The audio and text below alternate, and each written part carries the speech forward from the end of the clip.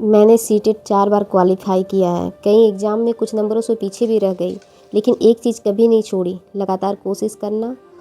BPSC 4.0 और JTET study journey का आज डे 2 है। कल मैंने आप लोगों से वादा किया था कि चाहे परिस्थितियाँ कैसी भी हों, मैं अपनी पढ़ाई की जर्नी ईमानदारी से शेयर करूँगी। लेकिन आज का दिन मेरे लिए थोड़ा अलग और चुनौती भरा रहा। आज सुबह थोड़ा लेट हो गई थी, तो इसलिए उठते ही सबसे पहले बेटी के लिए नाश्ता बनाने में लग गई। उसकी वैन 6:15 बजे आ जाती है, इसलिए सुबह पढ़ाई का समय निकालना थोड़ा मुश्किल हो जाता है। मैंने उसकी पसंद का आलू सोयाबीन का भुजिया और 4 कोना वाला पराठा बनाया और उसके बाद जल्दी से उसके लिए नाश्ता निकाल के उसे नाश्ता खाने के लिए दे दिया। उससे आज बेचारी को अपनी चोटी खुद ही बनानी पड़ी। बेटा रख दिया यहाँ। कुछ देर में वैन आ गई और वह मुझे बाय बोलकर फटाफट चल गई। उसके जाने के बाद मैंने दाल चावल चढ़ा दिया ताकि काम के साथ खाना भी बनता रहे। लोग कहते हैं एक ही काम को रोज़ करो तो लोग बोर हो जाते हैं, लेकिन हमें बोर होना अलाउ नहीं है। और वैसे भी मेरे हस्बैंड थोड़ा बहुत हेल्प कर देते हैं, उनका अगर मूड हुआ तो, और इतना भी अगर वो हेल्प कर देते हैं तो बहुत हो जाता है। हेल्प के नाम पे वो थोड़ा सब्जी बना देते हैं, बस इतनी ही हेल्प मिल जाए तो वो भी बहुत है हमारे लिए। लोगों को लगता है कि बस खाना पीना बना लिया तो हो गया, लेकिन यकीन मानिए खाना पीना बनाने में जितनी मेहनत नहीं लगती ना, उतना इतने छोटे मोटे ये सब काम करने में मेहनत लगते हैं। आंगन की सफाई करने के बाद मुझे एक अजीब सा जीव दिखा, जिसे हमारे यहाँ लोटम कहते हैं।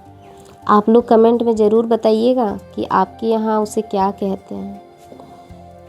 फिर उसके बाद जब मैं बाहर निकली तब देखा कि दरवाज़ा में एक मेढक चिपका हुआ था। उस समय लग रहा था कि मैं स्टडी ब्लॉग नहीं बल्कि कीड़े मकोड़ों का ब्लॉग बना रही हूँ।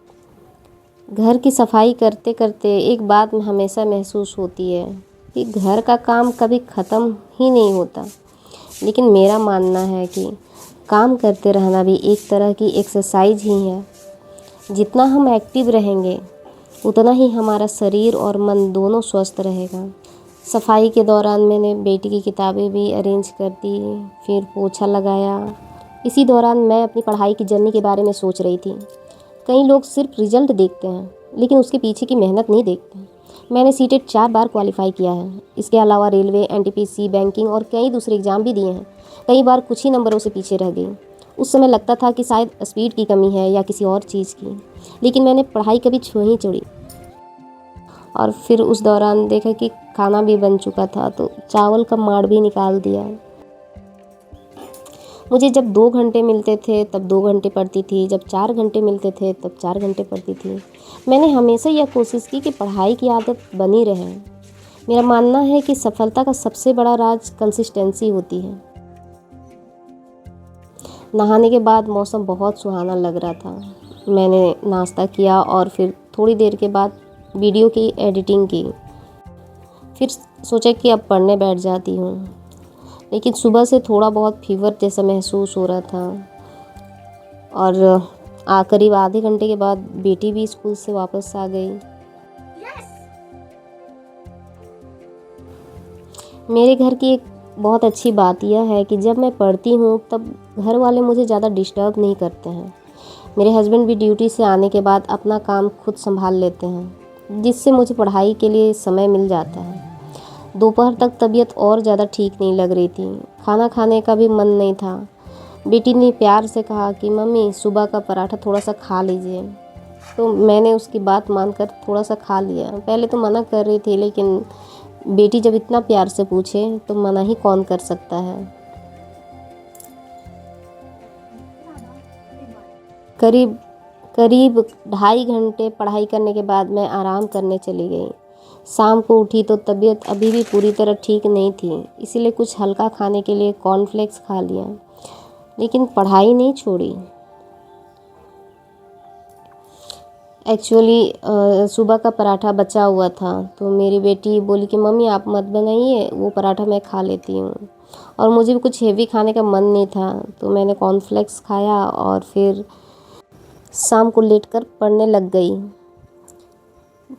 थोड़ी देर के बाद जब मेरी बेटी कमरे में आई तो वो पूछने लगी कि मम्मी आपकी तबीयत कैसी लग रही है, और फिर मेरे पैरों की मालिश करने लग गई।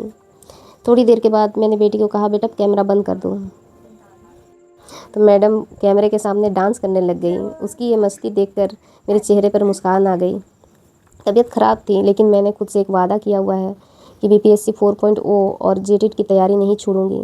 चाहे आधा घंटा पढ़ूं या 1 घंटा, लेकिन पढ़ाई पूरी तरह स्किप नहीं करूंगी। वैसे फ्रेंड्स, मैं अपनी तैयारी के लिए सचिन सर का कोर्स फॉलो कर रही हूँ। मैंने कोर्स इसीलिए ज्वाइन किया क्योंकि मेरे पास इतना समय नहीं होता कि मैं अलग अलग वीडियो सर्च करके पढूं। लेकिन अगर आप सेल्फ स्टडी कर रहे हैं तो यूट्यूब पर भी बहुत अच्छे टीचर्स उपलब्ध हैं। आप अपने समय और बजट के हिसाब से तरीका चुन सकते हैं। एक और बात जो मैं अपनी जर्नी से सीख पाई हूँ वो यह है कि एग्ज़ाम की तैयारी के लिए थोड़ी थोड़ी सेविंग्स ज़रूर करनी चाहिए। मैं अपने हस्बैंड से मिलने वाले पॉकेट मनी में से ही से पैसे बचाती हूँ और उसी सेविंग से बुक्स लेती हूँ, फॉर्म भरती हूँ, एग्ज़ाम देने जाती हूँ। क्योंकि जब आप अपनी सेविंग्स से कुछ भी काम करते हैं ना तो आप एक कॉन्फिडेंस बढ़ता है और किसी पर बोझ जैसा भी महसूस नहीं होता। मिलते हैं स्टडी जर्नी डे 3 में।